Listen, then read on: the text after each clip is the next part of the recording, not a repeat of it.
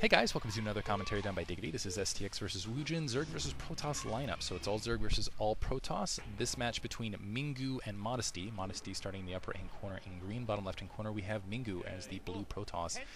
I actually had to look that up on the John747 account because I had no idea what Mingu was here. I just can't read Korean. This is going to be on match point. I'm not sure if this is one of the finalized maps, but it should be interesting to see. It's one of the few maps I've ever seen where you've got the secondary, which is on the high ground with the ramp leading down.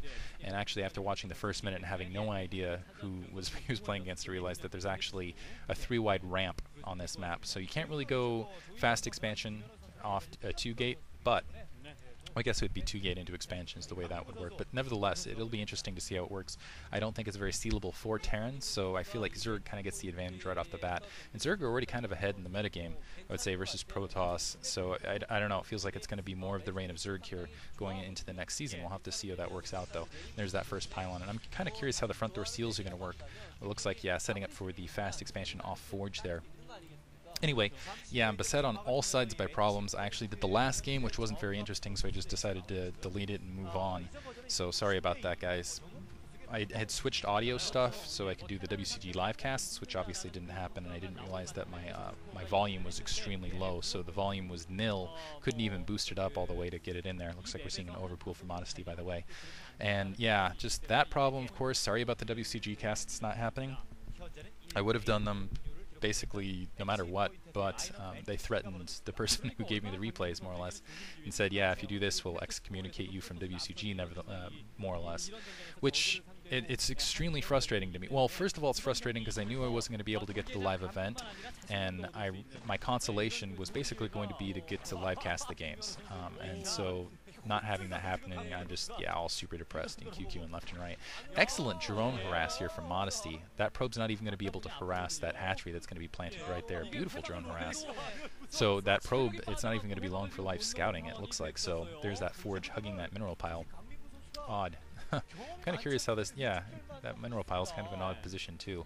A couple Zerglings being produced. He has some time to put down that Forge first, and then Nexus, and then Cannon, though, because that hatchery was placed. That's going to delay those Zerglings a little bit here. There's the Nexus, going to wait for the Cannon here. Anyway, and I really feel like WCG doesn't understand the market they're working with. They're the premier event, they're the only event, really, in the United States that has a large presence. They're the online thing, you know? And they run it like a boxing match. They really only market it to the people that are there for the live event. They don't have... it would be one thing if they had live streams just running on all the games, even without commentary, if they had the live stream access across the board, but they don't. They don't have that access, which is really what frustrates me. Because, especially for the StarCraft guys there, they play great StarCraft. They really do, and I feel like this is their opportunity to be on display. And I'm not sure if they care about this as much as I do, but I feel like it's injustice to them to not have the games live streamed, to not have them on display as the amazing StarCraft players that they really are. And I think that they really should be on display to everybody who wants to see them. And they should get recognition that they deserve, is really what I feel like. And additionally, that would help maybe sponsorship, because right now, me saying they're sponsored by Alienware and Samsung, they're getting more coverage from this video than I guarantee they're getting from anyone there going live. And that's just reality. I mean, this video will probably get, even at baseline, 1,000 viewers, and I doubt they're going to have 1,000 people sitting there watching the games as a whole for just StarCraft. It boggles my mind that they, first of all, they're denying free coverage, basically, free advertising. Like, I'm not getting paid for this. I mean, I haven't been paid for any of this for ever. I guess there's the donation thing, but that per, like, what is it?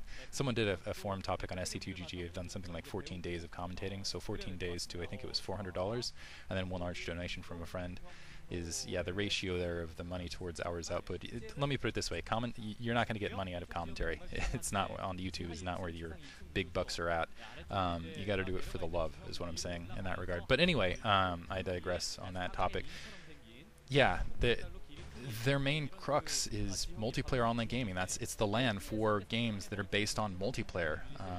Generally, there's obviously the console games, but I can't believe they just completely ignore. They don't completely ignore, but mostly ignore their online content. They don't make it available at all, and then they're confused why they're not having more success. I guarantee, yeah, they could easily have tens of thousands, if not hundreds of thousands of viewers if they just made the content available. And I guess that's part of the reason I do a lot of the YouTube stuff, is just so it's available to people. And that's what really frustrates me about WCG at large. I don't know.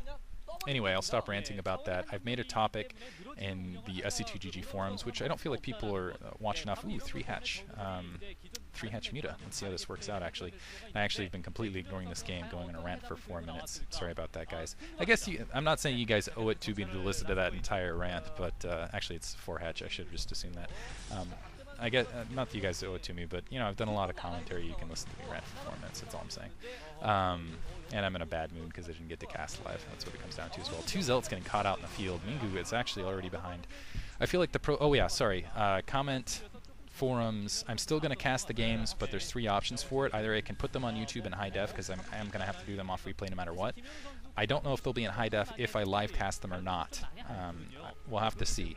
Because I know I can record them simultaneously off doing a live cast, but I'm not sure if they'll actually be in decent quality for viewing on YouTube at that stage. They'll still be viewable, but I'm not sure how high the quality will be. I almost am sure that it's not going to be as a high quality as what I produce otherwise with the replays. Looks like we're seeing a transition into 5-hatch with Hydra, by the way. And additionally, so anyway, yeah, I can do it off YouTube. I can do it from 7 to 10 o'clock all next week, and continuing until they're basically all finished. Or I could do a 10,000 subscriber, 24-hour endurance cast on Saturday. And no matter what I'm going to do is basically whoever's the highest donator in a period can basically depict what the next game I'm going to cast is, because there's a lot of games to be done. There's a lot of matchups. And I'm sure people will want to see the best matchup first, and if there's no donators or whatnot, I'll just end up doing that one last. That is what it comes down to. It looks like a Corsair out in the field is going to get... Oh, okay, it does turn around in time. Sorry for, again, not casting the games. This game up to this point, I just had to go on the long rant, and also the lack of microphone. Oh, trapped. Oh, nice dodge. Very nice dodge there by Modest. Looks like he opened up with a Bisu build to try to counter this, and it's not working right now. I feel like Zerg is really far ahead in the metagame right now across the board, and he doesn't have a cannon over his main, which is going to make it difficult. Fortunately for him, it looks like Modesty decided to just go with Hydralisks nevertheless, and Zealot's able to run up. Looks like there's already a Sunken Colony there. I still haven't seen a Dark Templar, and so maybe he's just going to skip Dark Templar altogether, but he has produced the Corsairs.